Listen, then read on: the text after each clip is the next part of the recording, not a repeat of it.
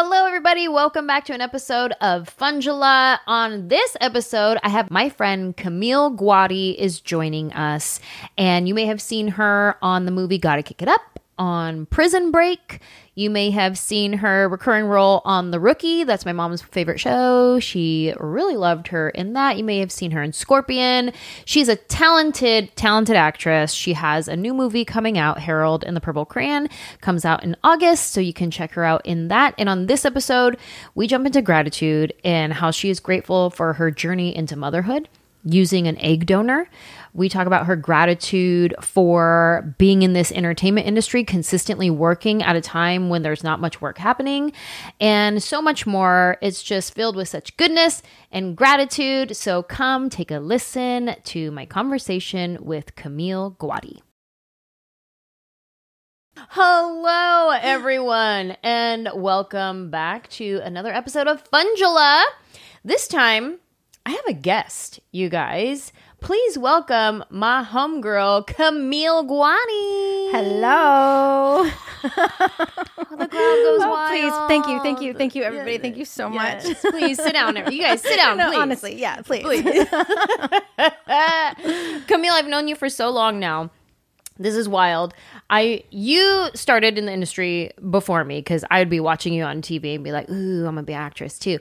But I've known you for years, and we actually started auditioning for the same things. And that's kind of how we really connected, was like at auditions. Yeah.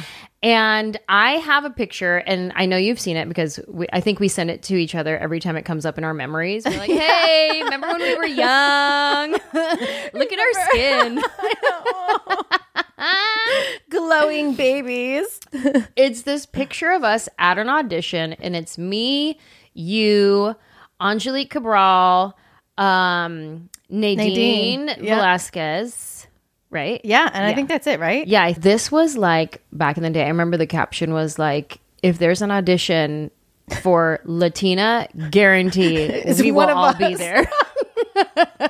And then we did it again. Then wasn't there like another, we were testing for a show, and it was me and you. And none of us got it. And none of us got it. Then they went white. No. They're like, you know what? We're going to stick to what's worked. Yeah. Oh my gosh. That is crazy. That is like anytime I'm in one of those situations, like a test or something, I'm like, for sure, Camille's going to be there. And then now to the point where like, I don't even get the test. And then I'll just see you on TV. I'll be like, oh, good for Camille. She out there. Stop. Oh my God. Good for Camille. She out there crushing it. Or you post on your Instagram like, hey, I'm on this new TV show. And I'd be like, I didn't audition for that one. I didn't even know there was an audition for that one. Good for you, Camille. Oh my God. Stop. Wait, which one's Nadine? Where is she? All the way on the right. Oh, she's on the right. Yep. My eyes. Guys, literally, my eyes are going. Oh my gosh. Well, yeah, that's true. Because like going. I'm looking at this picture. It's so far away, though. I'm looking at it from memory. I'm like, right. Oh, yeah, look at me on the left. Oh, no, Camille, that's not you. That's it also looks like you guys on a studio lot. Yes, we were. Yeah. I think that was Paramount. Who is the guy? We were all testing with that guy. Yeah, who knows what even happened to that show. I don't think any of us booked that one either. No, I don't think any of us did. None of us did. Oh my gosh. Lord. We were so young. So look at, we're not even that jaded yet. No, not at all. At that time, like none of us were even thinking about babies. No. Oh, yeah. Look at that. You could tell by how we're dressed. Yeah, look at those red pants. Look at our boobies all perky. Boobies are perky. Look at those non-breastfed boobies. The hair is full. Not falling out. Look at that. I'm like speaking of. Yeah. Hairline's great. No grays. Look at and I love it. I hadn't even had Botox yet. That's pre-Botox skin. Oh, not me. I had it one time. I have a funny story about that. Tell me. Okay, so I got this show, shooting it in New York. My facialist in LA was like, I got a great guy, Park Avenue.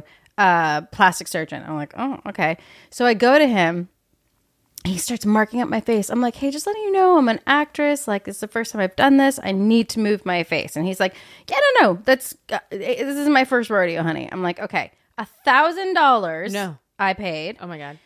Then I cannot move my forehead. Like, to save my life, I can't move anything. Nothing.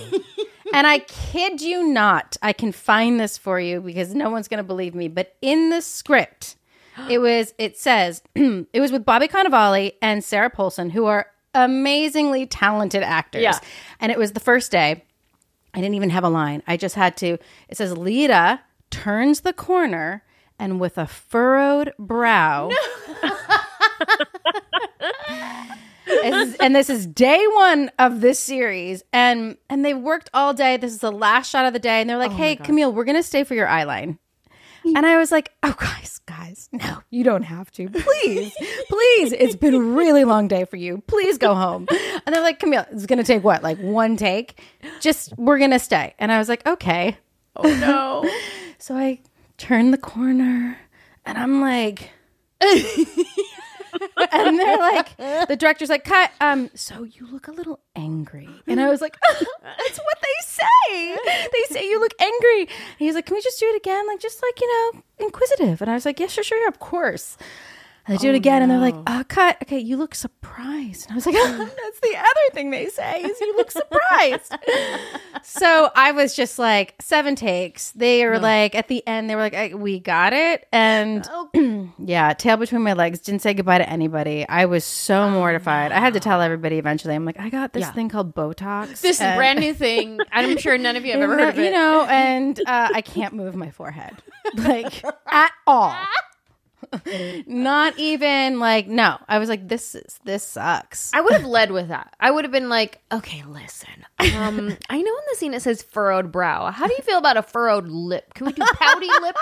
How about some pout in her lip? Like this. Like no eye movement. Like none. It was, How do you awful. feel about a... Ooh. Can I just say, That's wild. What was that project? Cupid. All right, we're all gonna look for it. Cupid. We're all gonna look for Camille on Episode Cupid. 1, guys. Did they keep that shot? Do you know? I don't know. I don't even know if I watched it. I was so mortified. Yeah, we're gonna look for it. Everybody, check out Camille in Cupid, Episode 1. Look for the furrowed brow. Lord. Well, listen, Camille, we are here and we got some stuff to talk about. We are grateful for some things in our life. We have been in this industry a long time. We have many opportunities to get jaded, but we have so much to be grateful for. And that's what this podcast is about, is talking about what we're grateful for. But before we do, we're going to start with a MADtitude. What is something that has been annoying you lately, pissing you off, or even just like that nagging, just so we can just get it out of our body, let it go, and then we'll just move into gratitude after that. Okay. My husband, when he eats with his mouth open. No, yes, girl, on board. I am on board with this MADtitude. No, for real. No, you know what's so funny though? I can listen to my dog chew or my child chew. Yeah. I love it. Yeah. But when my husband chews, I'm like, what is wrong with you? It is like the chalkboard sound. I am telling you. I'm the same way. Same exact way. When Rosie eats, like mouth open, just food everywhere. You're just like, oh. You're the cutest thing. My husband spills on himself like 3 times a day. And it has nothing to do with me. It's his dirty shirt. But every time he does it, I'm like, ugh. Like I'm so annoyed at your dirty shirt. Like, come on. I always say to my husband, because he spills a lot as well. I'm like, tuck in. Move in. If your plate's over here and your body's over here, you're clearly going to spill. Like, it's going to happen. Oh, no. But for real, okay, I do have a MADtitude. I have a MADtitude because it's getting into the summer months and everyone wants to go to the beach or lay out or do this and that. And I have this lovely thing called melasma. Melasma. Hyperpigmentation. It is the bane of my summer existence in the sun or any time in the sun. Where do you have it? You can't see it? No. Oh, girl, you're covering it really well. Oh, I do need glasses from this far. Okay, so I have the mustache. Same. Melasma, which is horrible. And then I have what looks like kind of freckles, but they're not, or it looks like a line. It's like all up in here and all up in here. And the worst though is here. The so mustache. it's here and like sometimes in here where people are like, do you have makeup running down? I'm like, no. No, I have a hormone imbalance. Okay. Yeah, and it started when I started doing IVF, and you know, you're taking all the hormones, and they even start you on birth control. And I think I remember you saying something one time with birth control. I think was it with Let you? me see. With What was it? I'll tell you. I don't know. I remember like something with birth control and melasma. Yeah, the hormones. Yeah, and it's like you just can't get rid of it. And I love going to estheticians who are like, we're just going to do a laser. And then they do this laser. And I'm like, well, for some reason, it's worse. Laser. That didn't work. Yeah. But I finally found this like Middle Eastern doctor who talks about it. He's like, basically, it's never going to go away. Oh. Like we can do a million treatments, right? And it'll lighten. But the minute you have one moment in the sun, it just goes right back. Damn it. I know. So we just have to radically accept it. Or we have to radically wrap our faces up in like a burqa style. Yeah. You know. Yeah. Or we're the one. Melasma. I don't know what melasma is. It's You're so hyperpigmentation of your skin. So it's like she looks like she has a mustache because it's a tan. It's a dark tan. Where her like mustache would be. And it just That's gets where I have darker it. than the rest in of the your sun. face. Yeah, in the sun. Yeah. So if you're not wearing makeup to cover it up, you look like you have a mustache. And so It's darker. That's where I have it. Darker pigments of your skin, just like everywhere. I'm like, what is happening? And you wear hats, and I'm like, 100 people are like, just wear good sunblock. I'm like, honey, I have like 5 sunblocks on my face right now. We're gonna be like the surfers with that white. Yes. just right here. Mustache, just walking around. Why do you have that? So I don't look dumb. None of your business. Yeah. My friend has melasma right where a teardrop would be. So she just looks like she got out of prison. And, like, she did hard time. Like she's out there just committing murders with a teardrop melasma under her eye. Oh my gosh. Oh, that sucks. Yeah. Melasma, and I got melasma. I haven't been in the sun lately because I'm very pale. So it's not as, vibrant right now.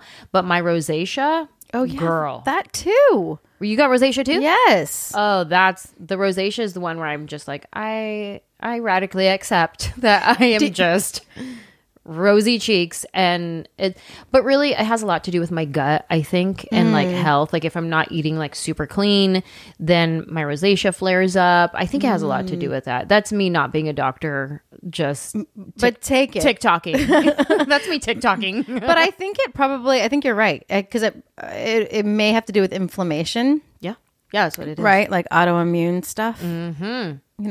Look at us over here. Listen, if you learn anything from this podcast, take medical advice from us. We got this thing called Botox. Yeah, like you're so right. Yeah. But I do helps. think rosacea, you can get rid of it with laser. Don't quote me. Really? On that. I don't know. Oh, I don't think so. No? Have you been to people?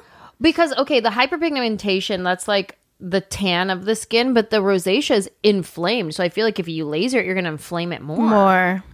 Have you seen me inflamed from lasers? Oh my gosh. Should we show that picture? No. Maybe. Actually, I have not let that out yet. No one has seen that. I mean, people have seen it. And they are thankful that I made them laugh for a long time. People don't believe. That's a good matter. Tell everybody the magic. We don't have to show the picture, but tell them what happened.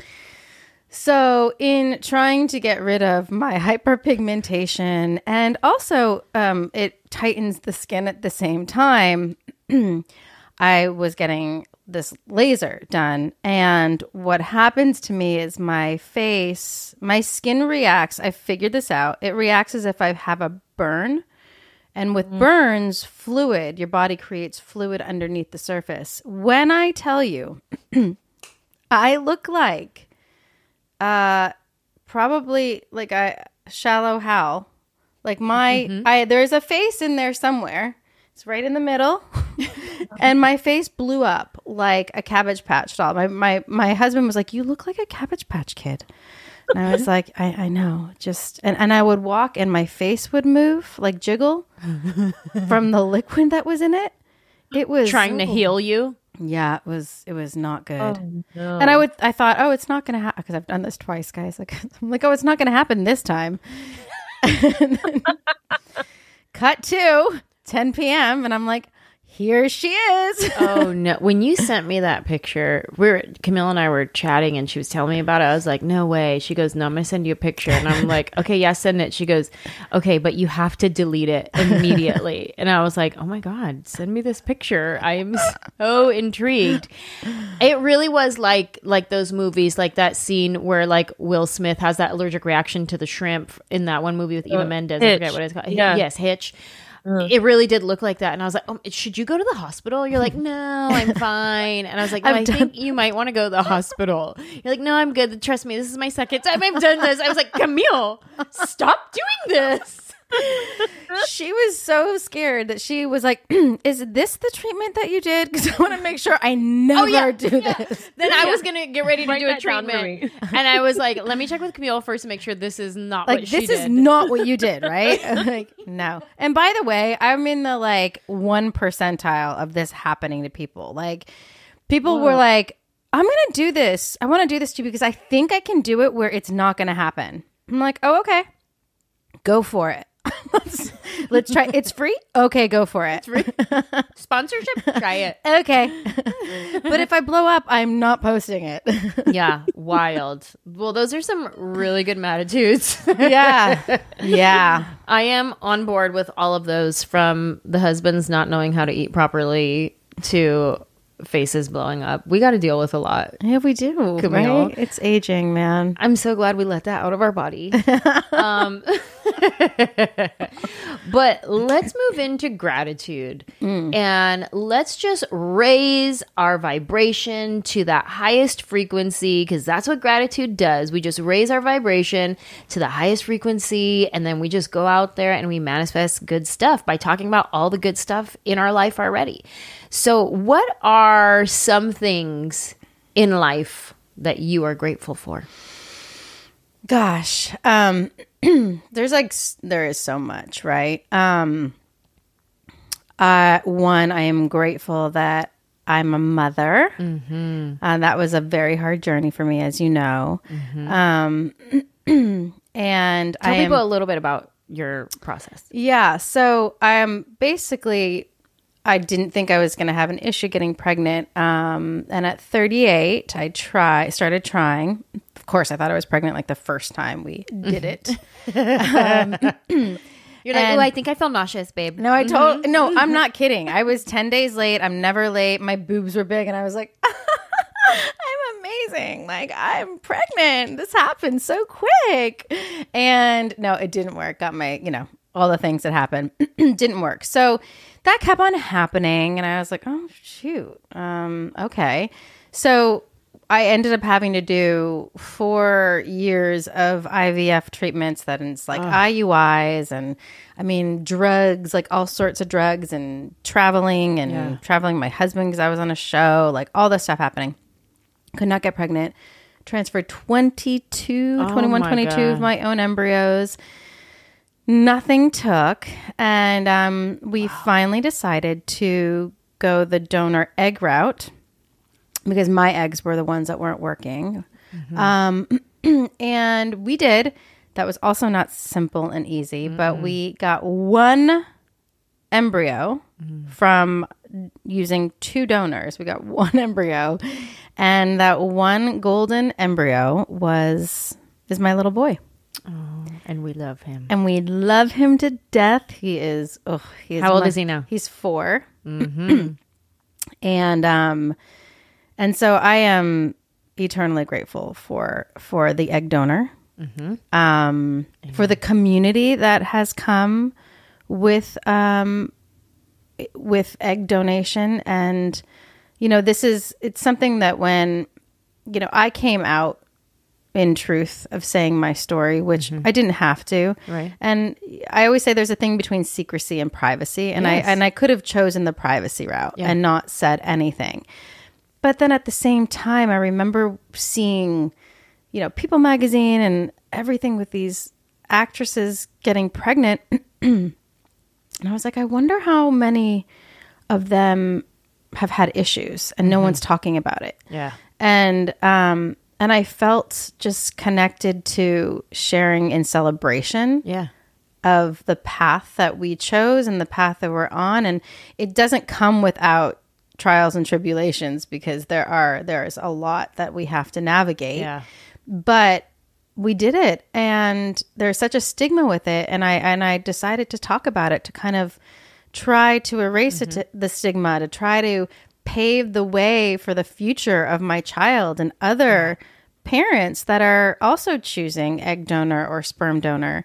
Had you known anybody who had done egg donor before? Egg donorship? I don't know how to say it. Yeah, egg donorship. Yes. One of my actually close friends, but she hadn't spoken to her child about it yet, and so it was a very private matter, and none of her friends knew, but I did. Wow. So I knew already that there was a stigma and a shame with it. I knew because I didn't want to do it. I was like, this is the biggest FOMO, whatever. What is it? YOLO? No, it's FOMO. FOMO is, fear of missing out. You guys, I'm like, this is my age. We're in our 40s. Is it FOMO or is it YOLO? Like YOLO. What is happening? Delete. I tried to be cool and it didn't work. Oh my God. But you had it. YOLO. You got it. YOLO. Yeah. No, it was FOMO, where I wasn't going to be a part of this. I felt like the egg donor was going to be a part of this. And because it was her egg and it wasn't my egg, and it was, fertilized with my husband's sperm. And it just felt like this was going to be like a foreign being in my body. And man, shifting that lens to just being grateful and in gratitude for this woman who has made me a mother was the best thing that happened to me. I don't know how it happened. It was a lot of work to get there. It did not happen overnight, I'll tell you. Did you get there before you actually did the process? Yes. Oh, okay. Had to. I was not going to be on board until I was there. Yeah. And and I did a lot of therapy with my husband as well, and it was like a lens shift. And when that happened, it just like you just saw everything differently. And I no longer was jealous of her. I was grateful for her. Wow. And now he's 4, and I've like stalked her out. I know her Instagram. She's beautiful. She has a little boy. Aww. And there's like a different part of me. I'm like, I just want to reach out to her. She doesn't know who you are. She doesn't know me at all, but she's, she entered the world. She's donated her eggs. Yeah.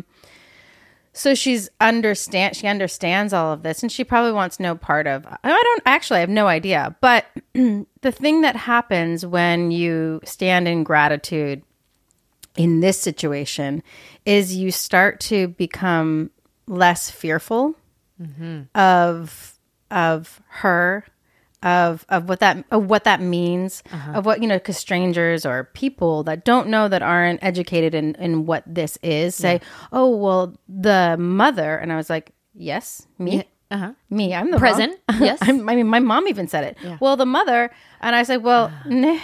Yeah. Mom, I'm the mom. She's the egg donor. Yes. If you want to get scientific, she donated gametes, right? And that's DNA. She donated her DNA. And to become a mother is something completely different. Mothering is a verb. She's not mothering. I'm the mom. And but she is still a part of his life. And I welcome that, in the sense that I look at her as, an extended family. Because that's part of his story, right? Her his genetics Yeah. is part of his story. Yeah. And one day I'm going to be brave enough, and one day soon I'm going to be brave enough to put her picture and, you know, our picture and like make a book to show him everything.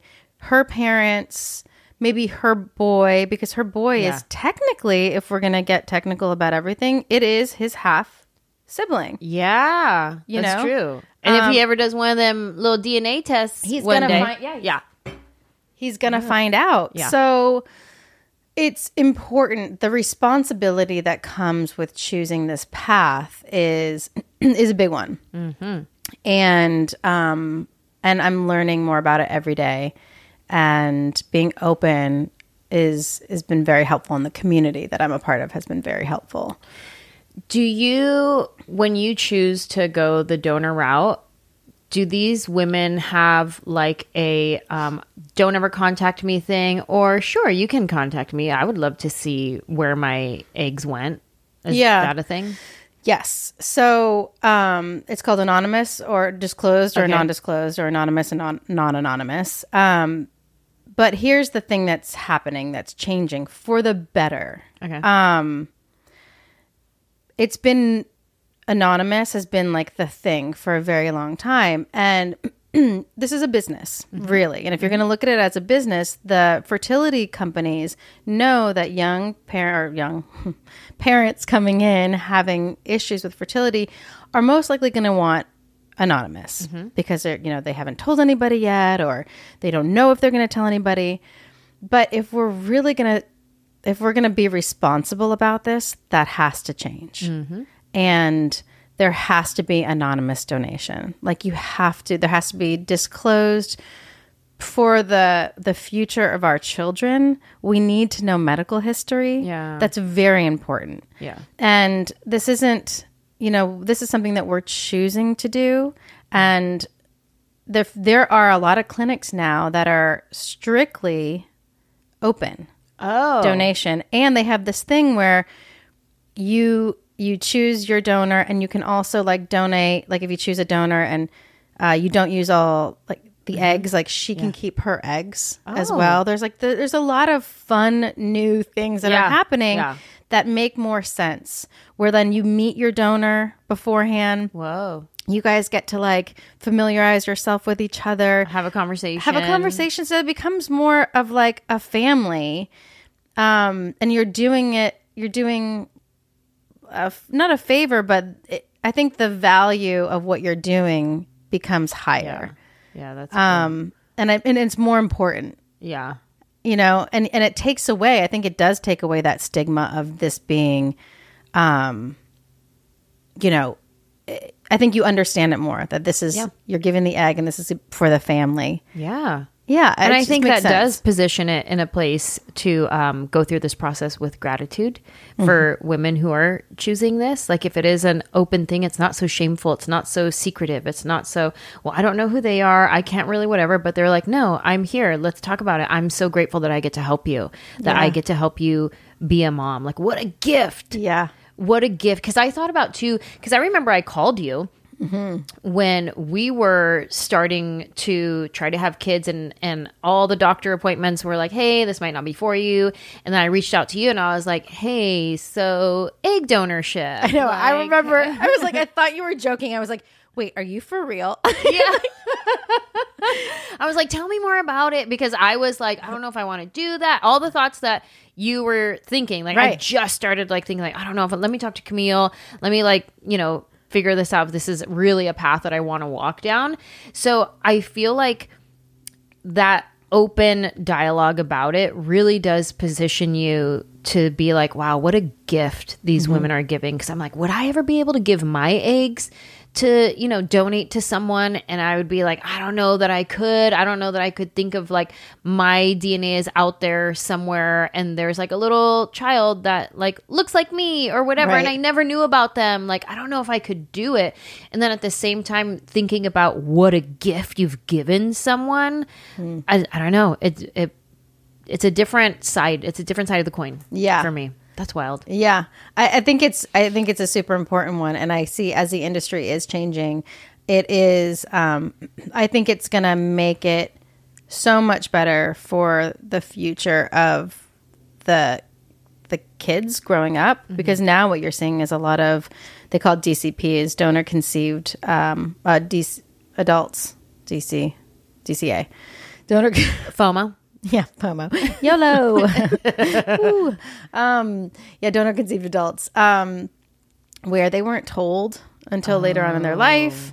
From sperm donor thing is something that needs to change. I mean, there needs to be legislation put down, regulations put down. I mean, we even go into that. Sure. This is Matitude. Yeah. Back to the Matitudes.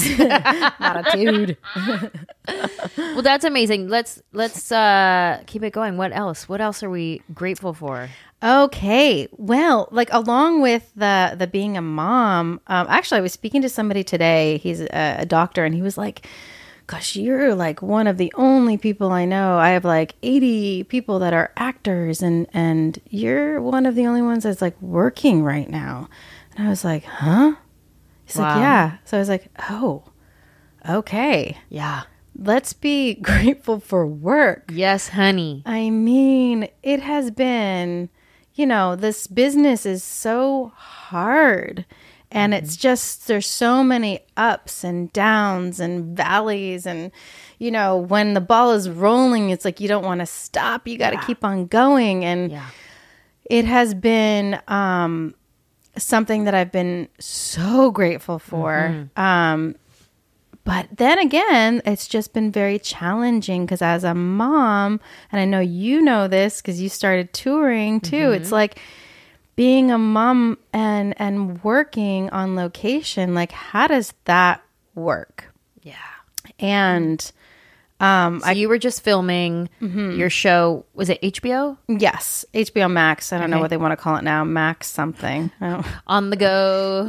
Max. Maximilian. Maximo. MAXGO, guys. It's J.J. Abrams' new series. It's not out yet. We don't have a date yet, but it's called Duster. It's very cool. 1970s getaway driver for the mob. And oh, wow. And I play this really cool role where I'm a truck driver, a female truck driver in the 1970s. Oh. Yes. And I'm fighting for women's rights. Wow. Yeah, it really happened. It was based off of a real person. And she was a single mom, and my character's a single mom, and she was, fighting for like you would never think of this, but safe bathrooms. There were no bathrooms for just women. There were no locker rooms for just women. Like the rest stops were all men. Team drives at the time were drives that men would, do things to women. So the character, my character fights for all of this justice. Have you seen that TikTok?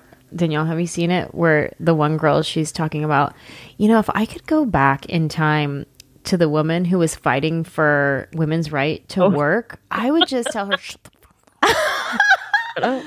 If I could just go back in time, I would just tell her, shut the fuck up. I love that. It's so funny because it's like, I know we all love our jobs. Most of us, at least the three of us here, I can confidently say that. Right. But there are some times where I'm like, okay, was that in our best interest? Yeah. I don't know. That is too funny. And then I imagine, especially with you guys, I am not a mother, but I imagine with you guys being moms and having kids now, you're like, well. Yeah. We're chasing our dream. We're both living our dream and so grateful that we get to do that. And like you're living your wildest dream. You wanted to be an actress. You're in Hollywood and you're young and you're booking this movie and this TV show. And then like you're blessed to have this career where it keeps going. And sure, there's peaks and valleys. Sometimes there's like low, I haven't booked in a while. And the next, you're on a roll, like living your dream. And then you have your son and you're like, yay, school, birthday parties, yay. And they're like, guess what? You booked another show. Amazing. But it films in New Mexico. And you got to leave your son behind. Wow. Yeah. And I have to say now, to be back in gratitude with this, it was, I don't know. I mean, I got so blessed, not only with this role, the show, but the fact that they honored that I was a mother, and they worked with me on that, and they blocked me in shooting, which means that like I would come and I would shoot out 2 episodes in like a span of 10 days. Wow. The storyline also permitted for that, so I'm not saying that they like really like moved mountains. We're gonna rewrite it. Rewrote everything for me. It was amazing. No, but it worked that way where they were able to do that. And they had to shoot by location, so it just worked. So I would go the first job away, my first series away, and I was able to be away for like 5 days and be away for like 10 days. And the longest that I was away was at the very end, was 15. Ooh. Which was so hard. But then that worked for the next one. So I basically was home for 2 weeks and then got this movie. And I'll never do this again. But I got this movie where they were like, you can't leave. Like you can't go back home. You can't go back home. See your family. And I was like, okay. Well, I spoke to my husband and I said, okay, the only way that I can take this is if you guys come out. Like that's the only way. Yeah. And we talked about it, and we have to FaceTime every day. Yeah. Like I need like a routine with him, and it didn't end up working where they were able to come. So that was 30 days. 30 days. But the thing is, here's the gratitude in this. Okay. I will never do that again. Okay. I'm so grateful. I'm never going to do this again. Grateful that I'm never going to be away from my family that long. You learned your lesson. You know what? I learned that this is not for me. These types of jobs are not for me. Where I can't go home and see my baby and my husband. But here's the gratitude of it all too, is that my man like stepped in, like he stepped up, and he's in school right now, you know, and had finals. And that was part of it too. He's like, I want to do this for you. I want to be able to leave and go see you for you because you need this, but I need to stay here in his schedule and his routine. Oh, and that's true. That's a tough one. So I got it, and I was like, okay, because the truth of the matter is, if they came, yes, I would have been able to cuddle and kiss him goodnight, but I was working so many hours that it would have been worse for my husband to be like, okay, so now we're here in a hotel in not so great area. Sure. And what are we doing? You know? But and he's off his schedule, his maybe time zone. He doesn't have his bathtub for his bath time. Right. He doesn't have, you know, whatever ritual you guys have in your home. Yep. So he's off. So even you have your son there, he's maybe not 100 because he's like, this is weird. This is, you know. Yeah. And then I feared, and then my son went to me and goes, Mommy, when can I come to your work so I can do acting? And I was like, oh. Ooh. Oh. Never.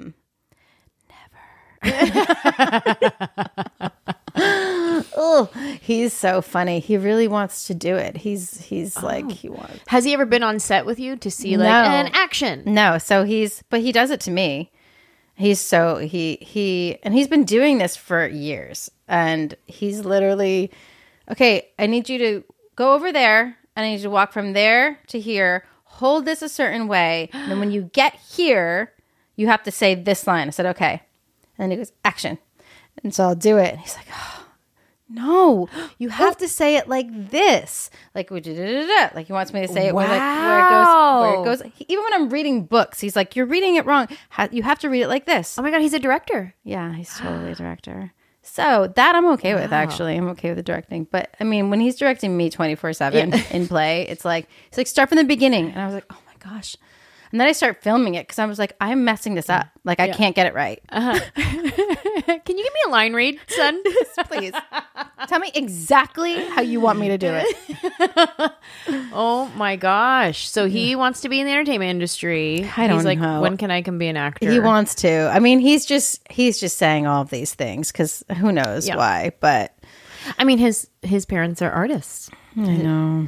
He sees you guys doing it. Why wouldn't he want that? I know. Then I feel like my mom, and I'm like, you're going to be a doctor. Oh no. You're going to be a lawyer. You're going to be a doctor. Has he seen any of your projects? It's so funny because I'll just try every once in a while when we're like watching TV. Like we have Disney Plus from somebody else. It's on our TV. Yes. So we have Disney Plus. We stayed logged in. Yeah, they came to visit one weekend. Sorry if you're listening. But I was like, oh, gotta kick it up. For those of you who don't know, it's a Disney Channel movie that I did in the very beginning of my career. And I'm like, oh, this is so great. They have the trailer on here. So I played it just to see. And he's like, Mom, I don't want to watch this. And I was like, I know, but I know it's you. I don't want to watch this. And I was like, oh. Okay. I mean, even a little bit. And then I did it with Las Vegas, I think was on TV. And I was like, oh, I'm just going to see if he like says something. And he's like, Mommy, is that you? I said, yeah. He goes, okay, can you put on Paw Patrol? I was like, I'm funny here. Not Do you want to see this? Like, so not impressed. Not impressed.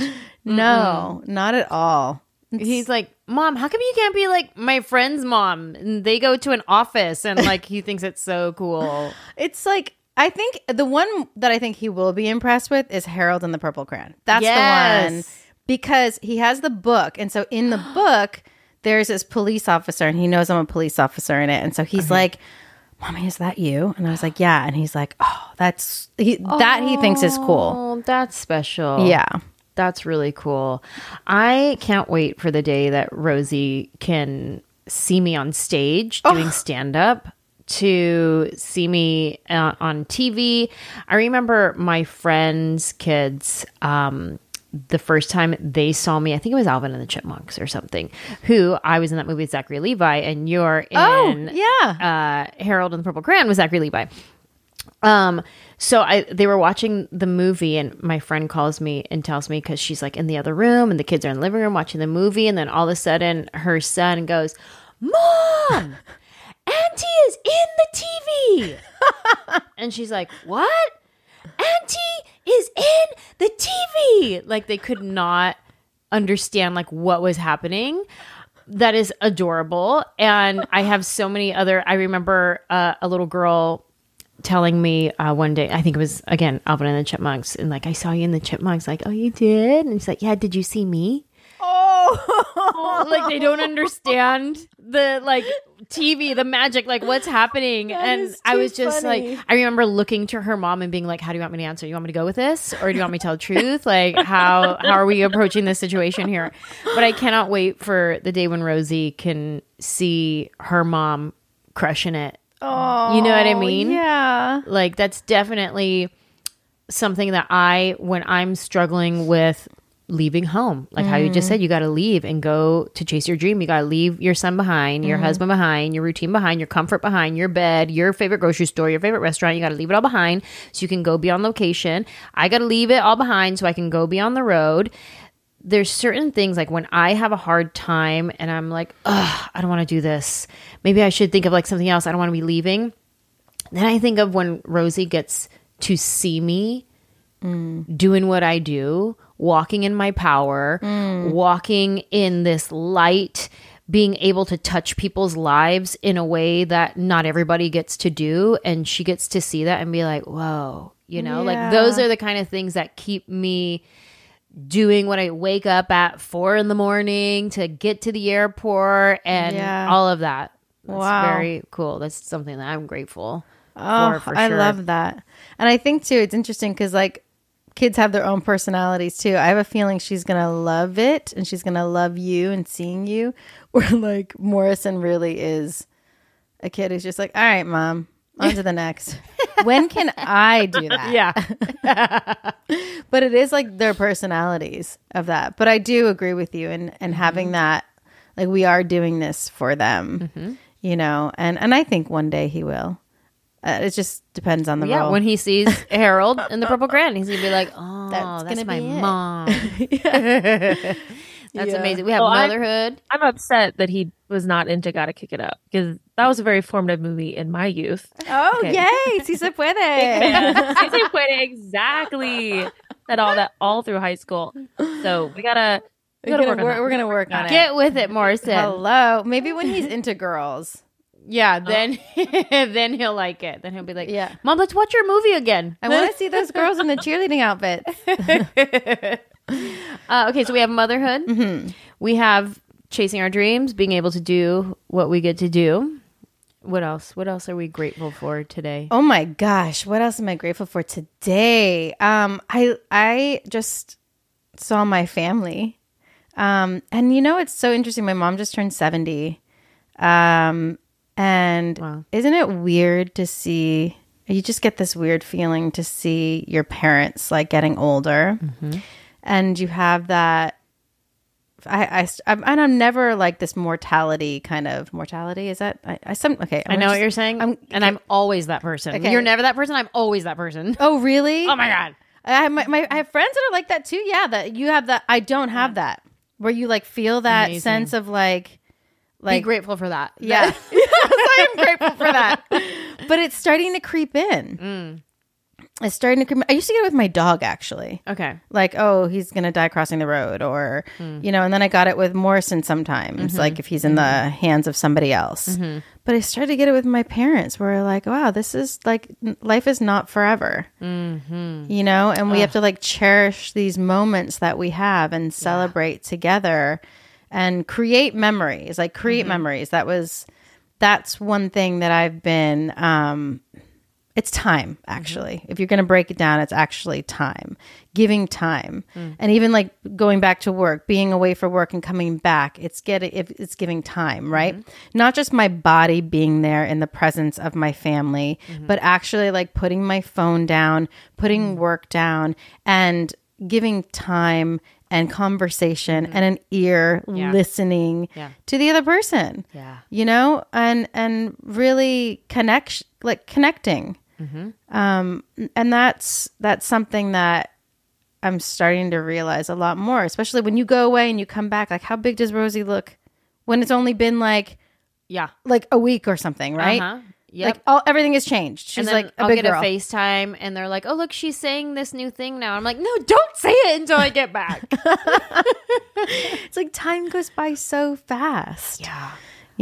I have a question. What is a memory from you and your mom that sticks out to you, whether it's from your childhood or something that's so special that you're like, I'm going to incorporate this in the way I mother, or something from teenage years or adult years, that's something that when you think of your mom, this memory comes like, oh my gosh, we used to do this. Oh my gosh. Like holding my mom's hand. I still hold my mom's hand. Oh, do you? Oh my gosh. If we're walking in the grocery store, I'm holding my mom's hand.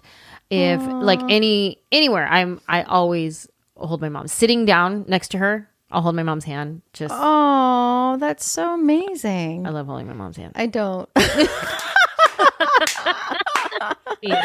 I'm grateful that you like to hold your mom's hand. I'm grateful for your healthy relations. Yeah, we need to work on that. My mom would love to hold my hand. No, I think my mom, it's cooking. Cooking is a big one. And I have actually started to do that with Morrison.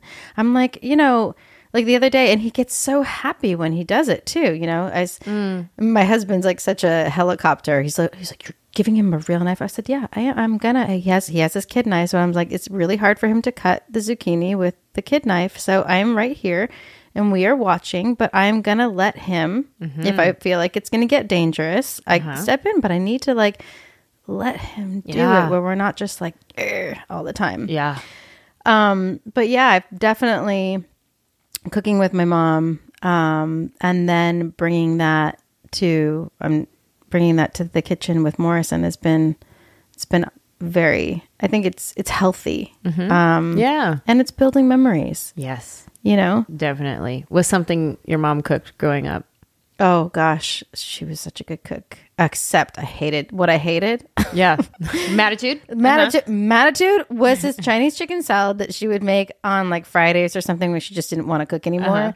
And I cannot eat a Chinese chicken salad. Really? I cannot. Nope. Oh Didn't like it then. Don't like it now. I used to love the Chinese chicken salad from Costco that just came in the big package. Love that Chinese chicken salad. Nope. But arroz con pollo, love. She would make an amazing, I don't know how you call it. It's a Cuban flank steak, basically, with black beans and rice and platanitos, and those are plantains. For those of you who don't know, I'm coming over immediately. So good. I actually know how to do it, so I'm coming over to your house. I will make it. Aren't we supposed to have a day where you and Sai have a cook-off? Yeah, right? I know. Didn't we talk about We've been talking about this. Yes, I know. I know what he's gonna make though. He's just gonna do his his one thing. His one thing. His one thing that he does really well. He's like, let me impress everybody with my. This is my one thing. Actually, he's a very good cook. He's a good cook. He just makes a mess. Okay. You know? Yeah. But that's okay. Yeah. I mean, if it came out good, it comes out great. do you guys do the thing where you cook all clean, or is it just? Babe, look at this mess you made. Can you clean it? I'm eating. Yeah. It's kind of, no, he will clean. It's just, standards. I'm crazy. I get a little OCD when it comes to. Oh, you're Manny. You're Manny then. Okay. Yeah. Oh, man. Just right before you walked in, he was like, look at these counters. They're disgusting. And I was like, where? What? I don't see anything. I get it. I get like that even on the couch. Like when someone sits on the couch after I fluff the pillows, I'm like, oh, don't put your hand on top. And, you'll see people just like, just like all over. God forbid they get comfortable at your house. God forbid. I'm like, don't. Ugh. And I'm just sitting there talking, and I'm just like looking at the pillow, just being like decompressed. And when I come to your house for the cook-off and be on your couch, just like that. Thanks for having me over. I'm gonna put you on the white couch. It has it's like cardboard. Grateful to be here. Thank you so much. Camille, is this the couch? That's the couch. Can you tell they're fluff? No, you know what? My couch is so old right now. We're like in need of a new couch. But I'm like, we're gonna go on a vacation. I'm like, vacation couch.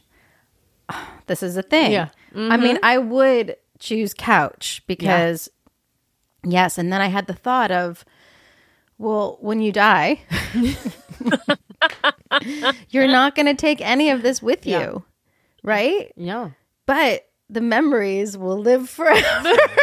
The memories of that cushiony couch. Not the couch, though. The memories of a vacation. Yeah. Will live on, So you're going to pick the vacation over the couch? Mm-hmm. Good for you. I'm going couch. Yeah. I spend too much time lounging, being comfortable. Don't change my mind. But you know what? I vote vacation. I'm team vacation. Yeah. Team vacation. Everybody place your vote. What do you think? Do you think she should go vacation or couch? What would you do? Let's not forget my melasma. So vacation in Alaska. Vacation in the cold. Alaskan cruise. Yeah, Alaskan cruise, vacation, or a new couch. I mean, that would be new couch for sure. Yeah.